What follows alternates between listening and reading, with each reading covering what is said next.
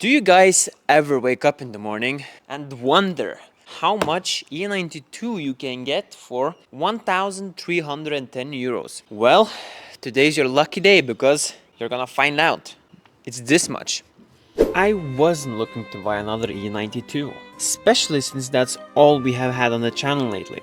But when good deals come around, you can just not buy them. So this is my E92 320D, which I bought for 15,000 crowns. And it has one huge problem: broken timing chains. Well, look away from the headlight because it got stolen. Pretty dark right now and the birds are going crazy. But I bought this E92 320D. Yes, good old diesel for the diesel fans. For 15,000 crowns. You might be thinking, it's a good price. Well, I don't know. In the looks, the hood is toast. The door and the panel here, not the best. But the bad thing, it's an N47 with 280,000 kilometers. Yeah, you guessed it right. Timing chains left the chat. Just a simple E92 preface, good winter tires that it's standing on, manual M Sport steering wheel, full leather interior, good summer tires, CCC iDrive with ABS light. In Norway, that's a pretty good price, you could say. In Europe, probably would be scrapped, but this car has its lucky day today because we are gonna try and fix it. So as I said, broken timing chains. Not so long ago this car was inspected, so it's still inspected for 1.5 years more. In Norway we have to get them inspected every 2 years. Since we have done a few petrol engines on this channel lately, and we haven't really done like real engine work on a diesel, except for the timing change that we did on the N47. So we will need to remove the head, inspect the damage, then give the head for refurbishing and replace the timing chains. To do that we need to drop the gearbox. Maybe we're gonna do the rod bearings as well, since this car does have 280,000 kilometers. Haven't decided yet, but probably. Funny thing, this car was delivered into a workshop. The workshop removed the ECU because they thought that was faulty because the engine was spinning over fine. At least it sounded like. But then they removed the intake manifold and you saw that the valves weren't moving. Let's not waste any more time and get this car on the side and strip it apart.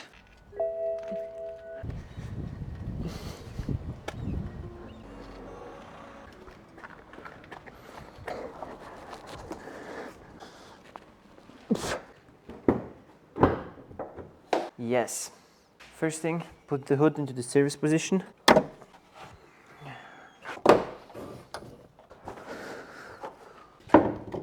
So now we'll undo the positive terminal.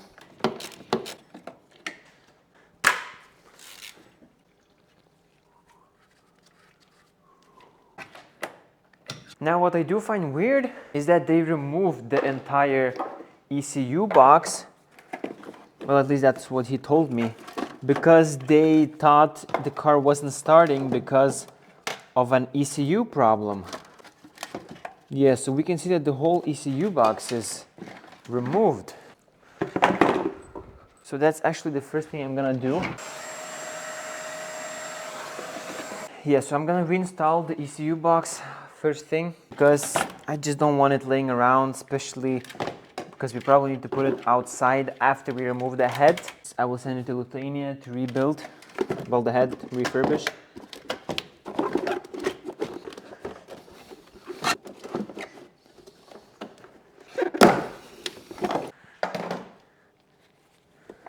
Now I'm putting in the 4 long bolts in the bag here.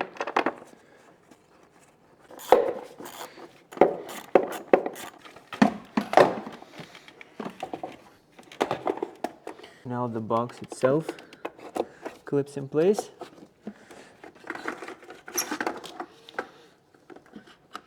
Then the ECU. Then this thing probably here.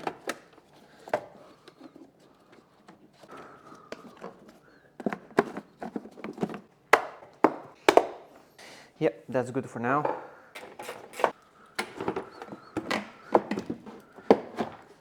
I think now I want to remove the ear box.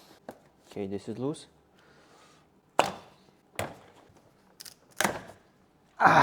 These pipes always rust into bits and... Okay, gearbox is loose. Then you undo a clip on the turbo. Okay, one more Torx bolt.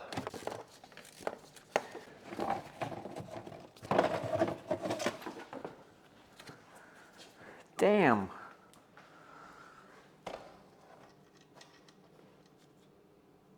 Look into this hose. Then unplug the turbocharger.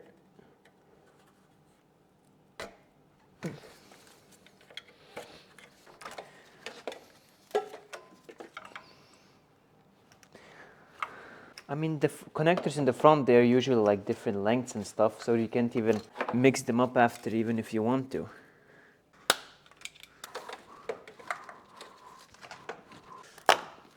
Okay.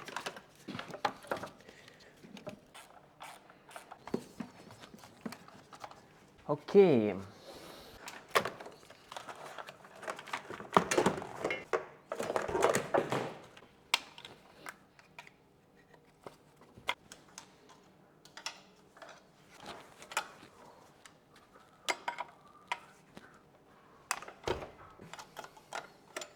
Oh yes, a while ago since I was working on a diesel.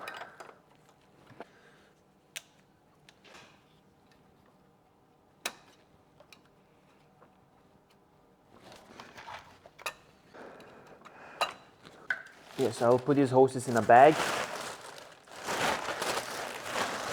Yes, I will undo the high pressure line to the rail.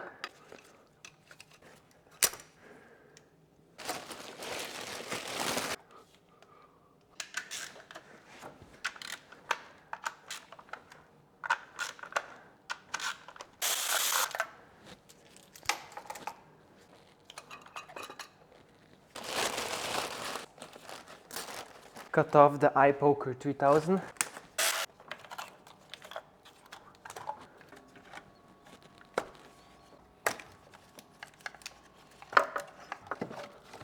Let's see how really stuck the injectors will be.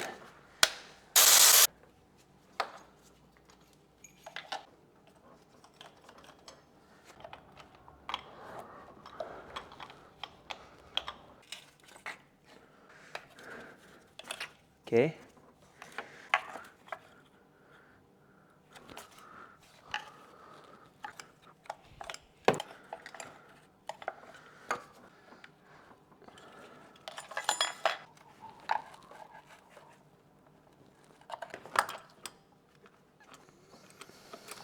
So the last injector doesn't really want to move right now, so I'm not gonna force it to. Doesn't want to move. I'll need to get a injector puller probably. But now I will start working on removing the manifold. Basically the most unpleasant job.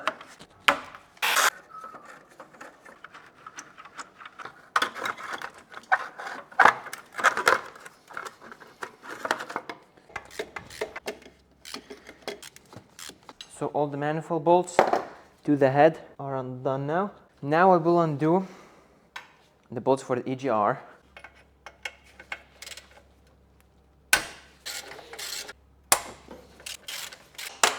Then the EGR from the head.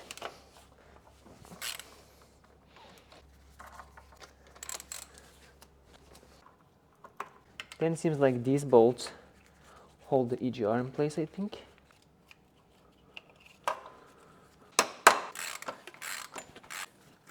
Ay, ay, ay, guys.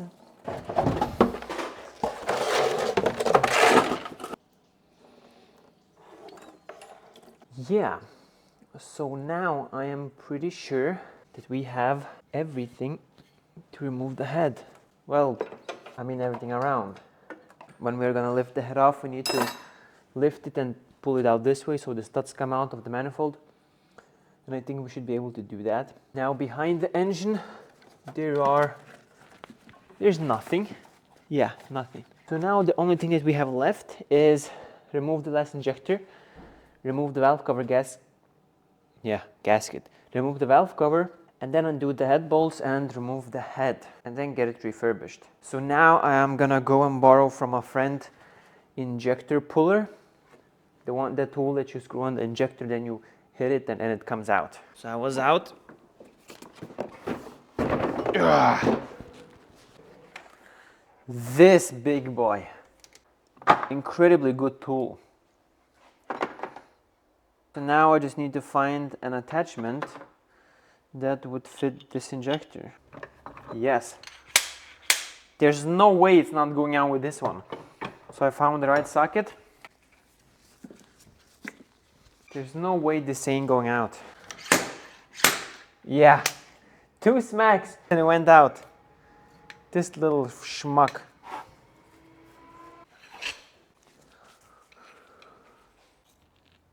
Ooh. Disgusting. Okay. Now we can continue properly.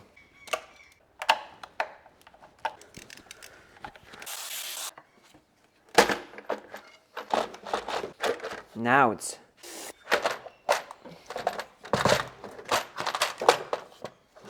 I mean, timing chain seems to be still there.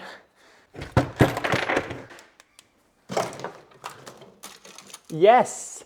Oh yeah! Beautiful. So apart from like timing chains and stuff, I have never really done like proper engine work on a diesel. So I'm guessing this is gonna be like the first time. So in order to get to the head bolts, we have to remove the cams. So it seems like that we can... So it seems that the cam bearing shells are tightened down into the whole unit on top. And that whole unit on top is tightened down to the head. So I think we should get away with only undoing the big bolts to the head. Then we can remove both of the camshafts at once.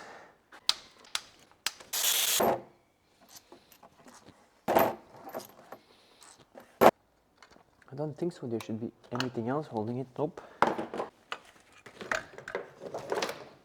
Yes. So it just snapped.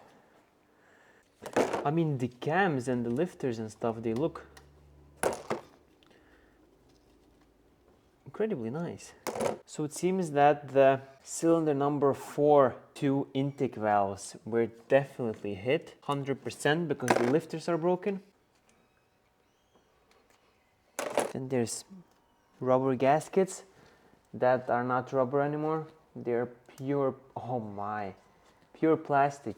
So this is probably original. Now I will actually undo the timing chain guide from behind of the engine just to get it done.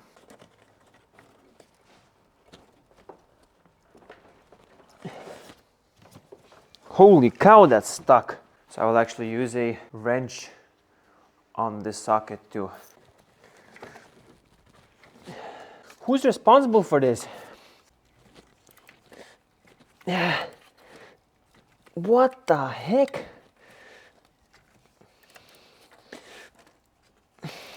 There's no way this is real right now.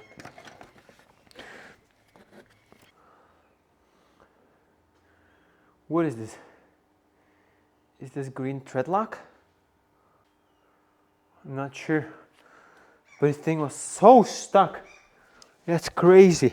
Now I need to loosen the head bolts. As always, inside out. Little by little each.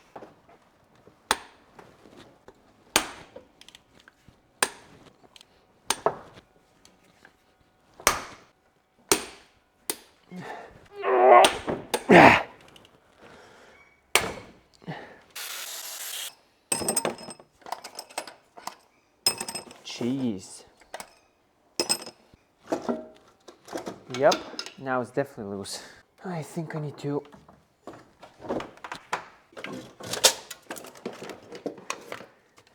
Never mind. That's way lighter than I expected. What? That's crazy. Well, I was probably comparing it to N54 in my head. Like, damn, that's so light.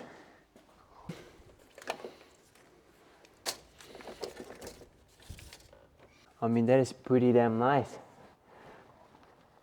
The cylinders look perfect. Pistons are not loose, nothing.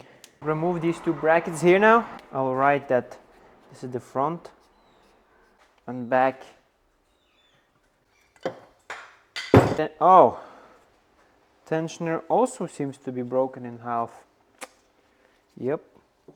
I'm gonna remove the single stud that's left.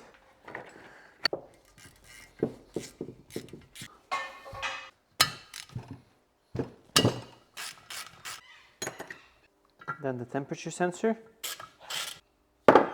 Then the glow plugs, if we will even manage to remove them. If not, I'm guessing we're just gonna keep them in.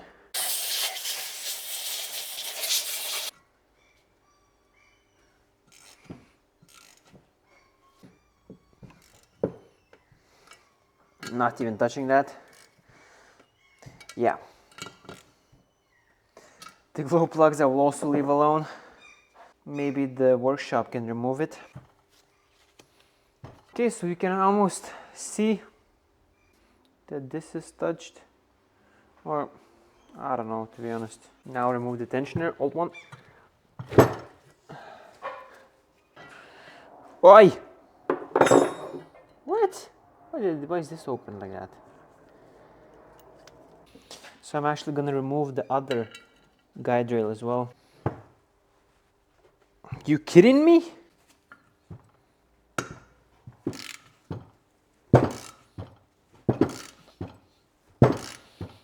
Maybe it's just oxidation.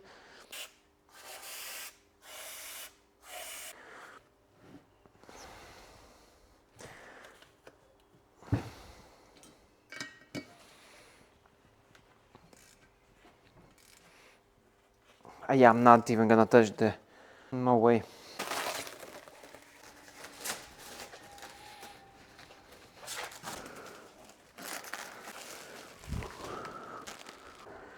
Now we'll also wrap in the injectors.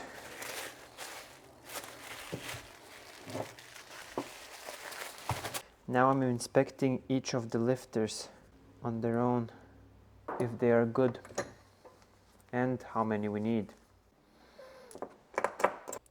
So the fact is that 14 lifters are good and 2 are broken. We know for sure that 2 valves are bent, most likely. And the lifters, we'll reuse the old ones and, well, of course, get 2 new ones. Technically, you're supposed to change all of them, but I mean, they look perfectly fine. No wear, nothing. Now I know what I need to order. Now this, I will put the car outside again, because it's gonna be probably, because I guess I will continue working on it after 1 month, because I'm going to Lithuania for 3 weeks, probably. I need to cover all this up somehow. Lube up the cylinder walls first, lube them up good, so they don't decide to rust randomly. Random rag thing. I'll also put on the middle bracket. That's it for now.